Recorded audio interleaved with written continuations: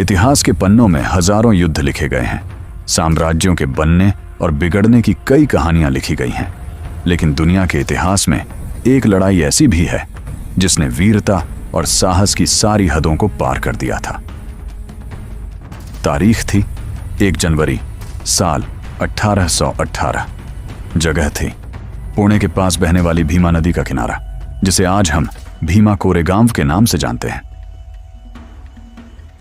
जरा उस मंजर की कल्पना कीजिए, सर्दी की वो कड़ाके वाली ठंड, और उस ठंड में आमने सामने खड़ी थीं 2 सेनाएं। एक तरफ थी पेशवा बाजीराव द्वितीय की विशाल फौज, जिसमें 28,000 घुड़सवार, पैदल सैनिक और खतरनाक तोपखाना शामिल था, और दूसरी तरफ थे ईस्ट इंडिया कंपनी की बॉम्बे नेटिव इन्फेंट्री के सिर्फ और सिर्फ 500 सैनिक। गणित के हिसाब से देखा जाए तो यह कोई मुकाबला नहीं था, यह तो आत्महत्या थी। कहां 28,000 का समुद्र और कहां 500 की एक छोटी सी लहर।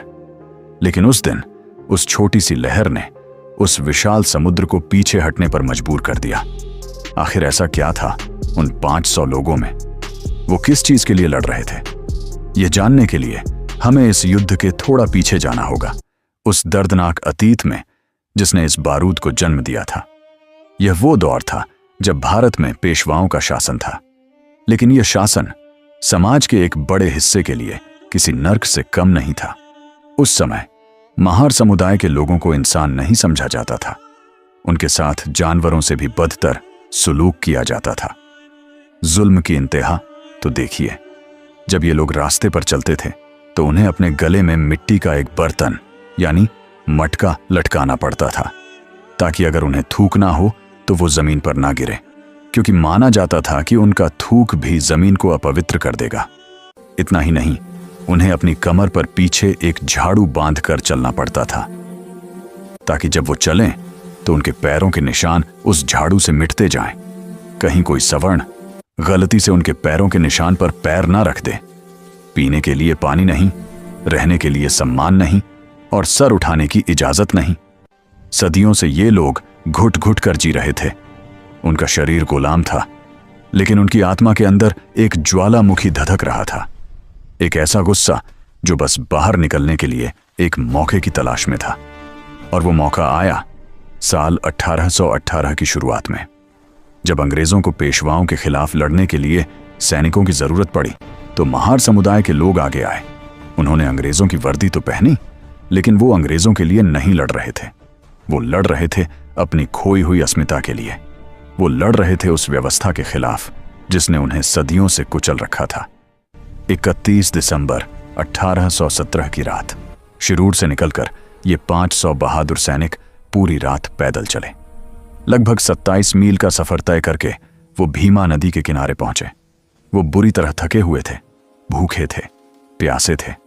उन्होंने कई दिनों से ठीक से खाना भी नहीं खाया था, और जैसे ही सुबह का सूरज निकला उनके सामने एक खौफनाक दृश्य था। नदी के उस पार पेशवा की 28,000 की विशाल सेना चींटियों की तरह फैली हुई थी। इतनी बड़ी फौज को देखकर किसी भी इंसान का हौसला टूट सकता था। मौत उनके सामने खड़ी नाच रही थी। लेकिन उस दिन महार रेजिमेंट के उन 500 शेरों की आंखों में डर नहीं था, उनकी आंखों में एक चमक थी। वो जानते थे कि आज का दिन या तो उनका आखिरी दिन होगा या फिर इतिहास का पहला दिन। पेशवा बाजीराव, जो दूर एक ऊंची टेकरी पर बैठकर तमाशा देख रहा था, उसे लगा कि ये मुट्ठी भर लोग हमारी तोपों के सामने कितनी देर टिकेंगे, शायद आधा घंटा या 1 घंटा। लेकिन उसे अंदाजा नहीं था कि वो किससे टकराने वाला है। सूरज की पहली किरण के साथ ही तोप का पहला गोला गिरा और आसमान दहल उठा। धमाका इतना जोरदार था कि जमीन कांप गई। युद्ध का शंखनाद हो चुका था। पेशवा की सेना समुद्र की उफनती लहरों की तरह उन 500 सैनिकों पर टूट पड़ी। घुड़सवारों की टापों से धूल का ऐसा गुब्बार उठा कि दिन में ही अंधेरा छा गया। पेशवा के सेनापतियों को लगा था कि यह लड़ाई तो बस नाश्ते से पहले खत्म हो जाएगी। उन्हें लगा कि ये थके हुए भूखे प्यासे लोग हमारी तलवारों की एक चमक देखकर ही भाग जाएंगे। लेकिन हुआ इसका बिल्कुल उल्टा। जैसे समुद्र की लहरें चट्टान से टकराकर बिखर जाती हैं, वैसे ही पेशवा की सेना महार रेजिमेंट की दीवार से टकराकर बिखर गई। वो 500 सैनिक अपनी जगह से 1 इंच भी नहीं हिले। उन्होंने एक मजबूत घेरा बना लिया था। दोपहर होते होते सूरज सिर पर आ गया। गर्मी अपने चरम पर थी। जरा सोचिए उस पल के बारे में। एक तो 27 मील चलने की थकान, ऊपर से पेट में अन्न का एक दाना नहीं और गले में पानी की एक बूंद नहीं। होंठ सूख कर पापड़ी बन चुके थे, लेकिन उनकी बाजुओं की ताकत कम नहीं हो रही थी। उस दिन एक एक सैनिक के अंदर न जाने कहां से इतनी दैवीय शक्ति आ गई थी कि वो अकेले ही 10-10, 20-20 दुश्मनों पर भारी पड़ रहे थे। जब उनकी गोलियां खत्म हो गईं, तो उन्होंने तलवारें निकाल लीं। जब तलवारें टूट गईं, तो वो खंजर लेकर लड़े, और जब खंजर भी छूट गए, तो वो अपने खाली हाथों से दुश्मन से भिद्दा गए। भीमा नदी का पानी, जो सुबह तक शांत और साफ था, अब खून से पूरी तरह लाल हो चुका था। लाशों के ढेर लग गए थे। पेशवा ने अपने सबसे खतरनाक, सबसे खूंखार अरब सैनिकों को हमले के लिए भेजा, लेकिन महार वीरों ने उन्हें भी गाजर मूली की तरह काट दिया। शाम ढलने लगी। लगातार 12 घंटे, जी हां, 12 घंटे हो चुके थे। सूरज डूब रहा था, लेकिन इन 500 बागी शेरों का हौसला सूरज से भी ज्यादा चमक रहा था।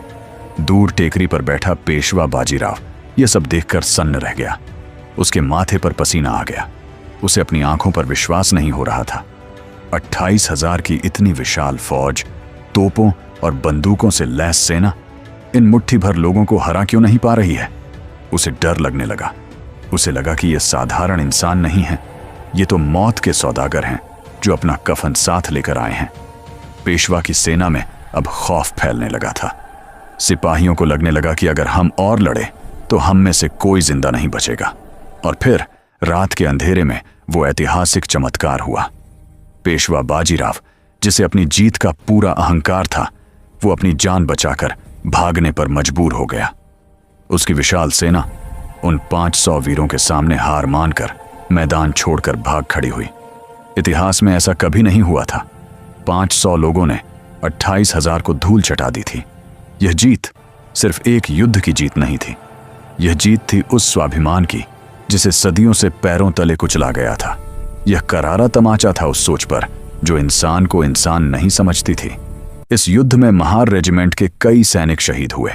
उनकी याद में अंग्रेजों ने वहां एक 70 फीट ऊंचा विजय स्तंभ बनवाया, जिसे आज हम रणस्तंभ कहते हैं।